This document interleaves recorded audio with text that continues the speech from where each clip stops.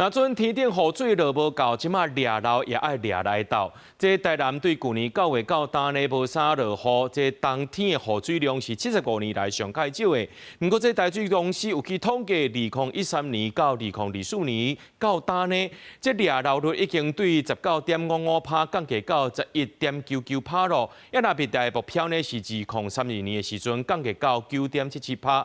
台水公司要含這工研院合作，利用科技結合着 AI 來掠漏，減少水資源的浪費。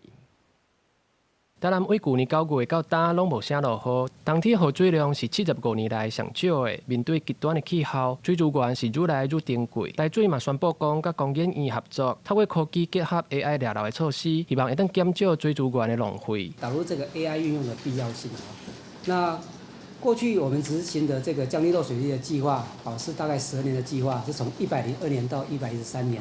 那我們公司大概投入了大概1003億元來執行這個降低漏水。那漏水率從19.55%，那降到11.99%，那整體是降低了大概7.56%。台水透過科技來掠漏，初步已經有結果。台水董事長嘛表示，按算在2032年之前會投入808億，希望會當加漏水率降到9.77%，達到先進國家的標準。其實水公司一年投入我們管網的更新，就是降低漏水率，我們一年大概投入了80億元。那這80億元裡面，最主要剛才講的以工程為主。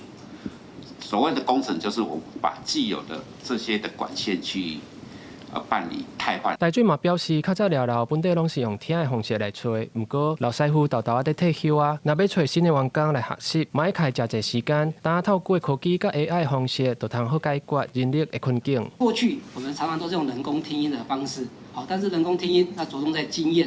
但是這個在傳承上需要時間的培養。那現在我們就透過這個 AI 漏水輔助檢測的技術。台水強調，解決漏水的問題，就要對時代進步。譬如講，用大數據分析，偵測倒位有異常流量；佫利用 AI 寫海分析，找倒位有漏水的點，用科技的方式提高掠漏速度，讓用水會當佫較穩定，嘛袂造成浪費。記者郭金陽、王志剛台北報道。